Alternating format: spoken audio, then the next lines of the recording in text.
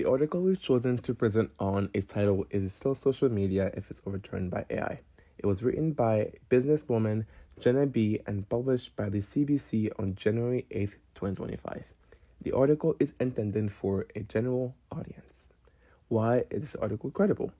To start off, it was published by CBC News, a Canadian media outlet widely trusted among Canadians and known for their ethical reporting. The popular website Media Bias gave CBC a score of high in the metric factual reporting and gave the CBC an overall rating of high credibility. However, it is also important to mention that CBC is a publicly funded news organization in Canada, which should be kept in mind when reading and engaging with their content. Another reason why this article is credible is due to the fact that the article includes specific examples that relates to the content of the article. It also has expert opinions, adding credibility by presenting viewpoints beyond the writers. It touches on both potential benefits of AI and the concerns around privacy and misinformation. To summarize this article, the first thing stated is how back in 2010, Zuck's main objective for the Facebook platform was to connect people with real people around them. I quote, "That's what we care about, and that's why we started the company." Fast forward into the present, Meta, or off-brand Facebook Instagram, is now contradicting why they originally started the company and are exploring the integration of AI-generated accounts into its social media platforms to coexist alongside actual users. These AI personas, complete with characteristics like unique bios, profile pictures, and including even racial and sexual identities, will be capable of autonomously generating and sharing content, mimicking human-like interactions. After the implementation of these accounts in 2023, Meta was hit with backlash from their community and began quietly removing them from the platform, but they did not answer to whether the accounts would be reintroduced at a later time. Another point expressed in this article is how AI gets more eyeballs. The basic economic model of these companies is ad revenue and user data. They are after your time and engagement. The more time spent on the platform means more engagement, and more engagement means more bread from companies running advertisements. Meta found that AI-assisted posts garner more views, so this means more money from ads. Ultimately, as Meta pushes forward with this innovation, it faces turning a blind eye to the original intent of these platforms, connecting friends and family and community.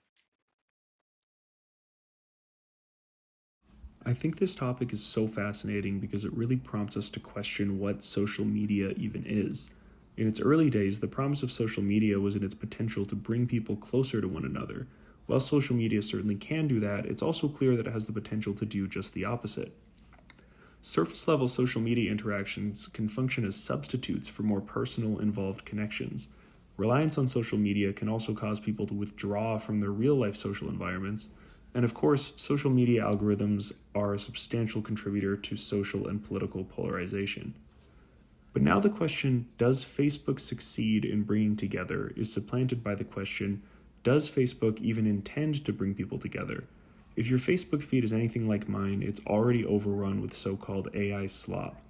I would have guessed that the platform had a similar perspective on this as I do as a user. It's a problem because it makes it harder to use Facebook as intended. You can't connect with real people if your feed is full of fake posts. But as it turns out, Meta actually does want AI in Facebook. It's an asset, not a problem. This is mostly because they believe AI content is a better driver of engagement. And now, they don't want to just allow AI, they want to create it. As mentioned in the article, these AI profiles were removed by Meta shortly after launching them due to massive backlash. But just because this test run ended in failure doesn't mean they're scrapping the concept. Features communicate priorities, and Meta has communicated that they envision AI profiles like these in their platform's futures. Imagine telling a Facebook user in 2010 that just 15 years later, the company would be making fake profiles on purpose. It's very counterintuitive, and that's what makes the story so interesting. Why is the article that we've chosen today important for everyday citizens? The article that we chose today is important for anyone who uses social media because it talks about how AI could change the way we interact online. Meta is working on AI-generated characters that could handle things like customer service or even create content, which might make social media more convenient and engaging, but also raises concerns that matter to all of us. For example, whether these AI-generated personas might spread misinformation or take away the human element of online interactions. In a way, it makes me think about how much of what we see on social media is real and how much we could soon see that could be created by AI. Privacy is another big issue. What happens to our data when AI is involved? The article helps people understand both the good and the bad of AI in social media so we can think critically about what kind of online experience we want. The article entices us to kind of pay attention to how technology is shaping the space we spend so much time in.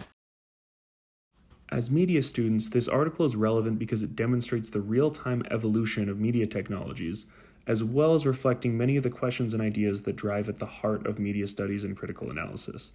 If social media isn't social, then what is it? In the same way that a smartphone isn't just about making phone calls, so too will the social in social media become an archaic misnomer? Has it already? As technologies change, we should adjust our perspectives and attitudes on them to reflect those changes.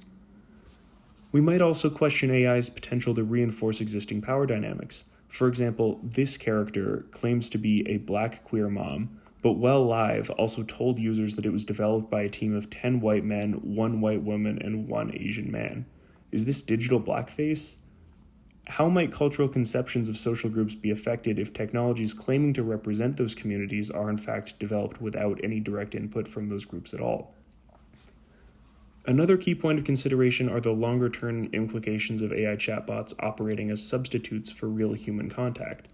The implications of chatbots like ChatGPT are worthy of scrutiny, but anthropomorphized chatbots that intend for you to treat them as though you're talking to real people are another topic. Is there really something to be afraid of here, or is it just the same moral panic that follows from the rise of any novel media technology? What do you think? Feel free to share your thoughts.